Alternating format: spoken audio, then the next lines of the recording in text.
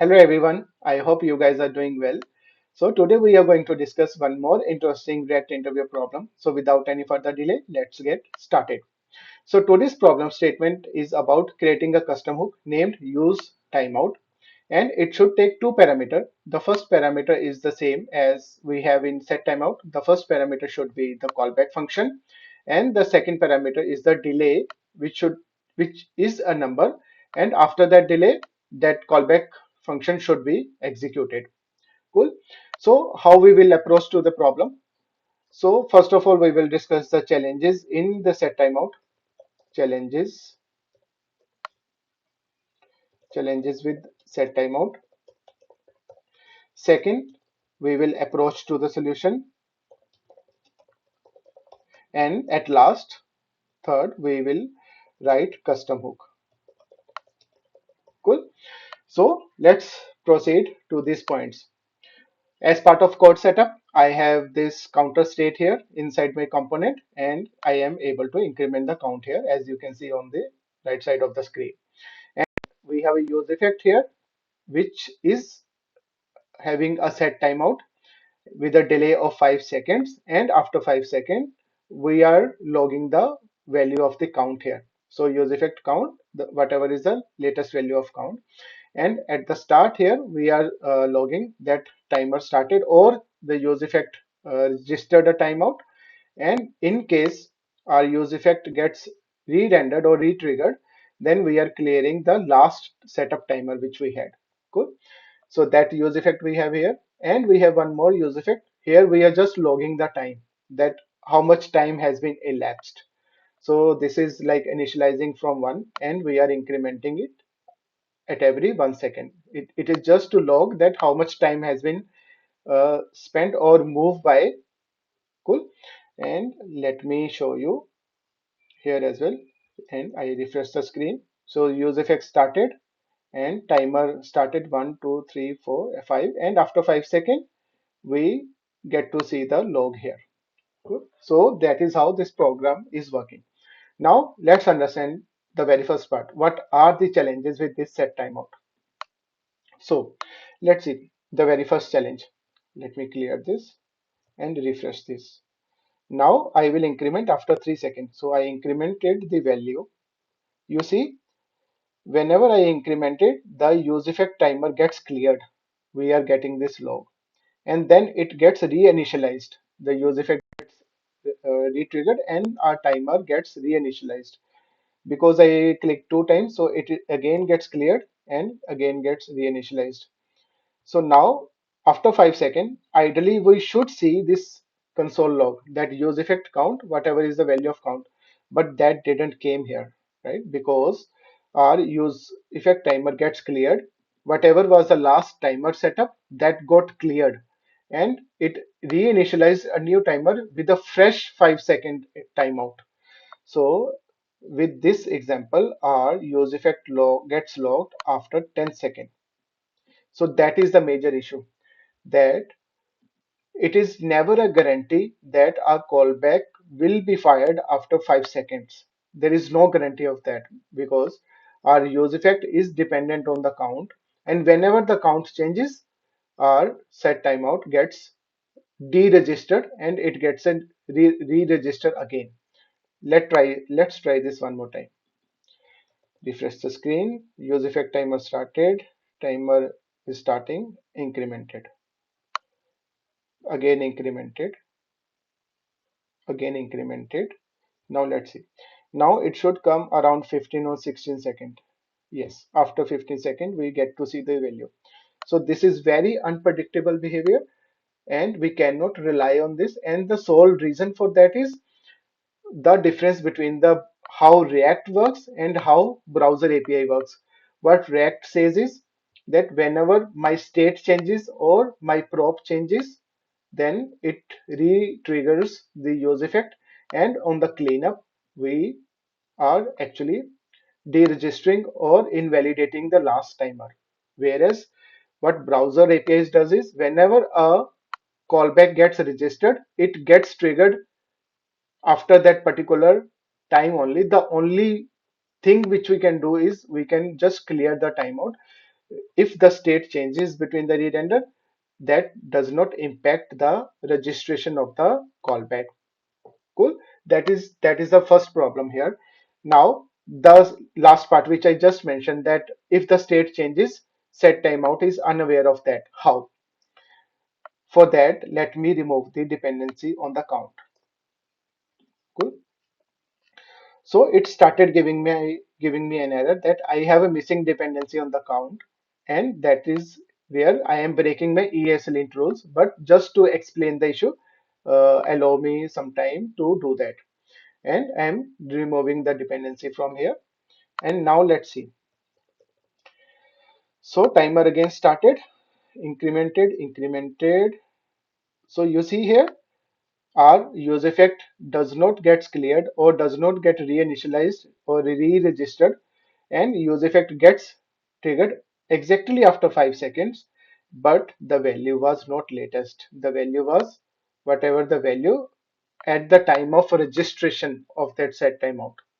And because it gets registered on the page load, and at the time of page load the value was 0, so it gets logged here only. So this is how the browser API works.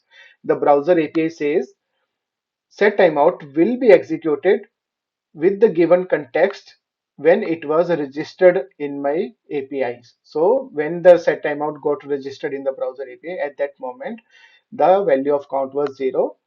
Basically it's a concept of closure only, right? Whenever the set timeout gets registered with the state value of count, at that time the count's closure gets created and the value of 0 was kept as a reference when the set timeout will execute. So that is the second problem, the difference between the how React works and how browser APIs works. React ensures that each execution of the use effect basically gets a new reference to the latest value of the state and the props, whereas browser API says you can only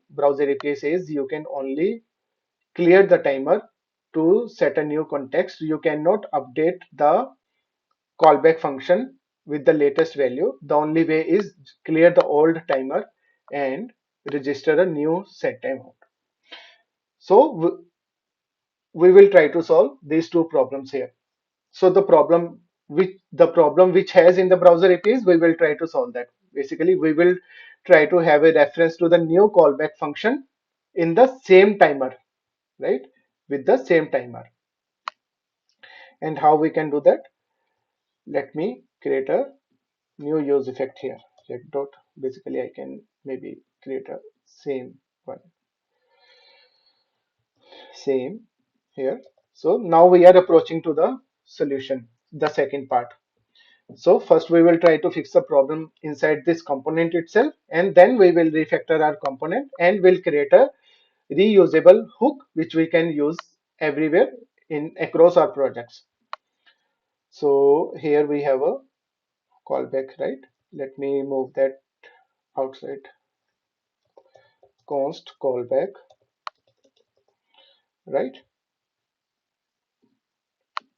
So we want to do two things. First, we don't want our use effect to re-triggered every time. Basically, we want to remove the dependency on the count, and that too ethically, right? So that we are not breaking our ESLint rule. So I want to remove the dependency so that my timer does not get cleared on every state update.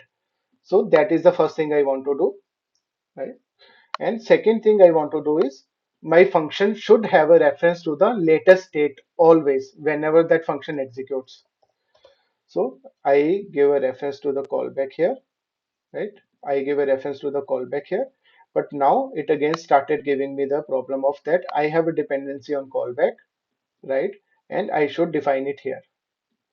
As soon as I define it here, then it started giving me a warning that I am using callback as a dependency on the use effect, right?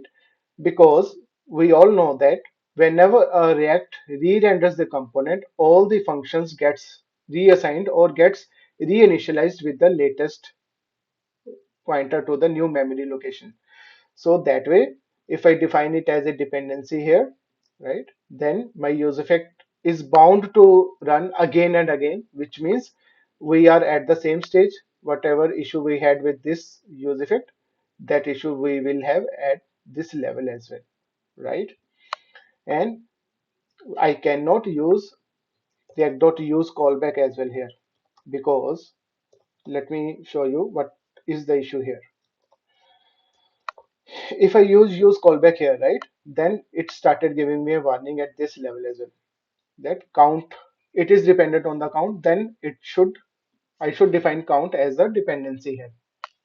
Now what will happen is, whenever the state of the count will be incremented, right, count incremented, then our callback will give a new reference to the function.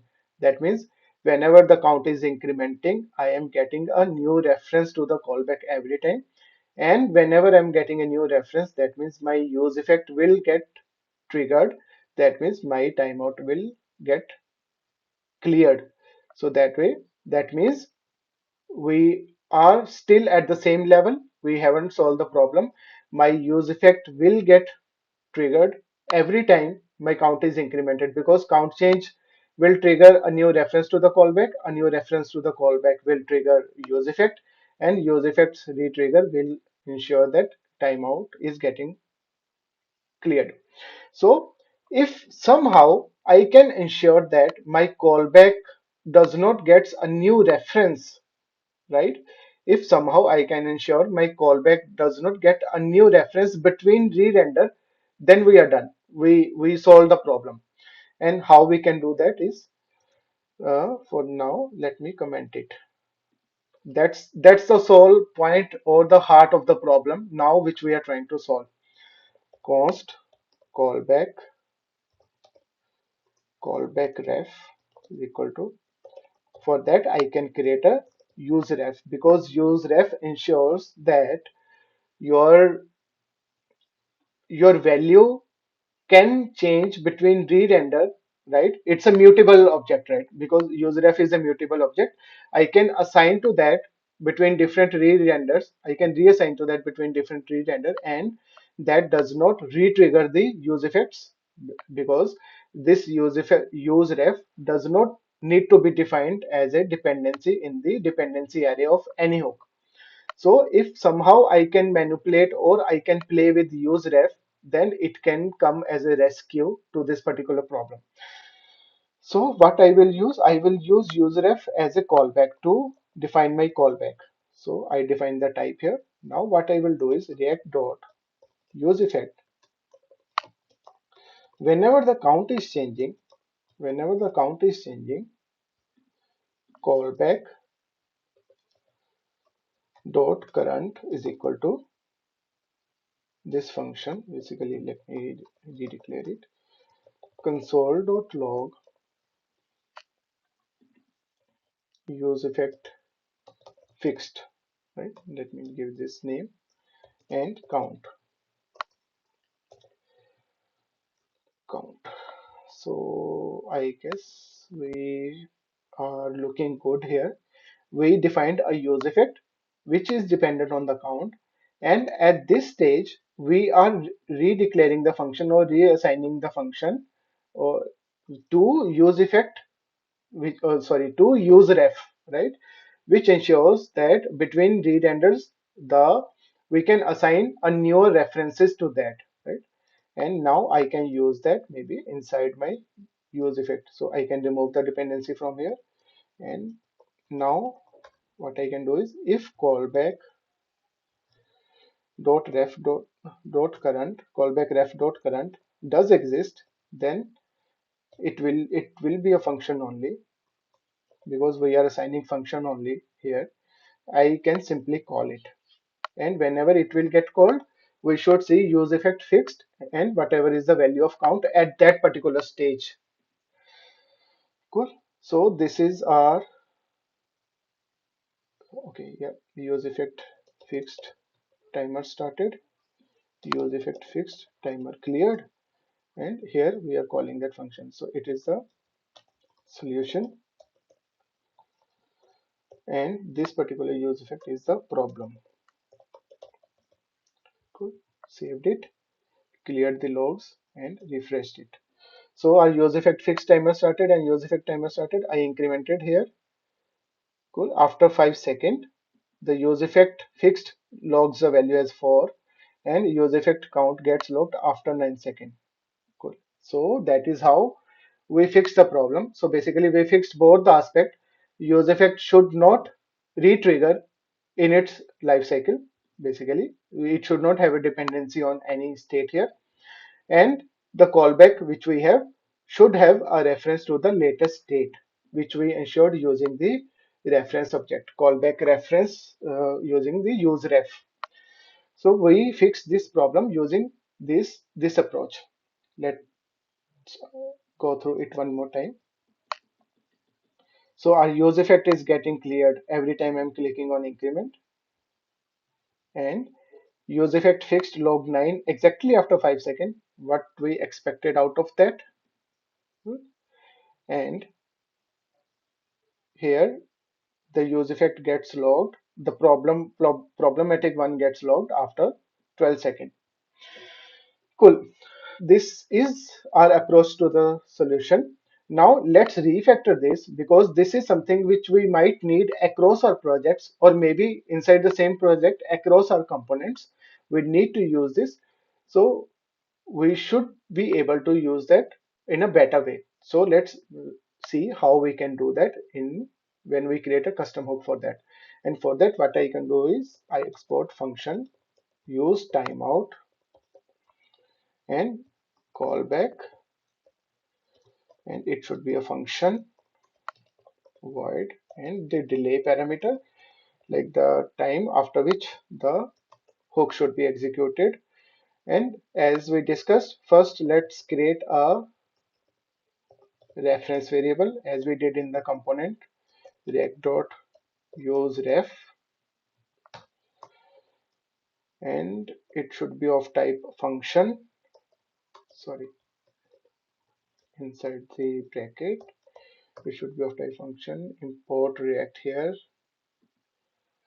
that's one thing. And whenever the callback changes, use effect assign a reference to that. Callback ref dot current is equal to my latest callback, and it's dependent on callback.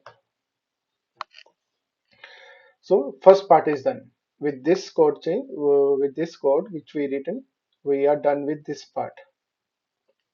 I am having a callback reference, and whenever the callback reference is changing, which basically whenever the count is changing, my callback reference should have a reference to the latest state or the latest callback. So that is done. Now let's set up the use effect here. Use effect, and it is dependent on the delay. This use effect should run whenever the delay changes, should reinitialized or re-trigger whenever the delay changes. And first of all, what we should do is console.log use timeout, and timer started, and then const timer is equal to set timeout. Let me declare a function which is dependent on the delay, that after this delay we want to execute it. And here if callback ref.current exists, then call that callback ref.current, call that. And as a cleanup function, what I can do is I can simply return here and callback ref, sorry, clear timeout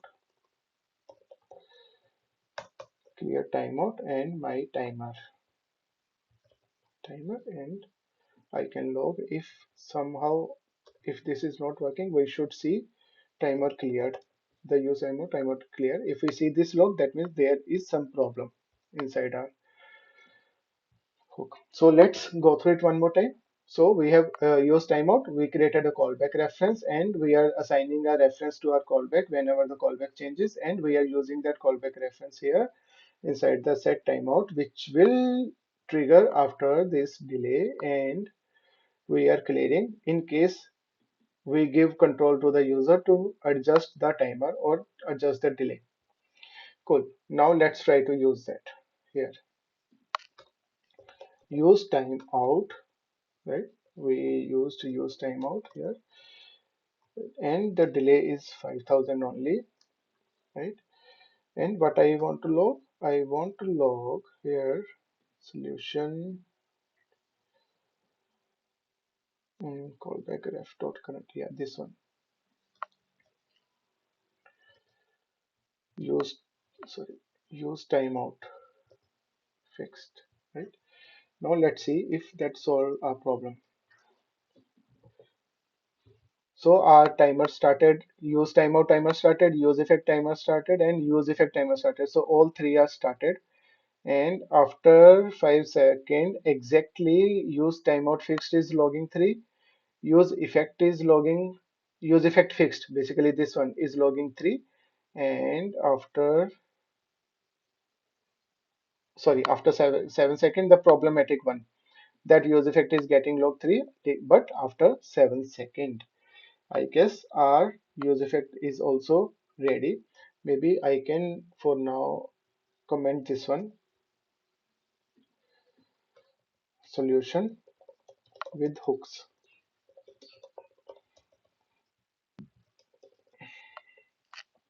and timer started, reset increment, reset increment. So after 5 seconds exactly, our use timeout fixed gets logged with the latest value of the count, which was 1 at that moment, and this get logged at after 10 seconds, which was count 2. Cool. So this is how we can create a reusable custom hook which can be used across components and across projects, and which ensures that it works fine with the mental model of the React, right? Which ensures that we can have access to the latest state which comes from the component's state itself, or as a props that our callback is able to access to the latest state, and it executed exactly at the given delay, right? Which was the problem with the use effect used with set timeout, because every update to the state was actually resetting the state of the, or resetting the timer which was initialized earlier. And with this solution, we also have an option to dynamically adjust the delay as well. How? I can create a state delay, set delay, react dot react dot use state, say 5000, and I can use that here as a parameter delay. Cool. And now I can give a control as well to the user on the UI to adjust the delay as per his preference. And whenever the delay will change, because delay is being passed as a second parameter, that delay will reach here, and that delay is used as a dependency. At that moment, the timer will get cleared, right? And it will create an, or it will reinitialize a new timeout with the updated delay. So that is how we can use the delay as well. And maybe if we want to altogether remove the delay or altogether remove the timer, what we can do is, delay exists, if delay exists, then everything goes inside. If I give a control on my UI that clear timer or clear timer at all, then maybe I can set the delay to the null. And if it's null, then don't do anything, right? And just go ahead and proceed whatever we have. Or maybe I can do is I can clear the timer. I can just clear the timer. If delay does not exist, then clear the timer. Okay, timer is here in on site. So maybe I can clear the timer inside this condition only. Cool. So I hope you get the context to this particular problem, or you understand what are the problems which exist with the default browsers set timeout when we use it with React or when we use it inside React, and how it is not able to access the React's latest state, which comes from the inside state or as part of props, and how we can solve that as part of when we are working inside React, right? And how we can create a custom reusable hook out of that. So if that is the case, you get more insights to how React works, or our problems discussions are somewhat helpful to you, then do consider like, share, and subscribe to our channel, right? And I am your friend Manish, and thanks for watching. Bye bye. Take care.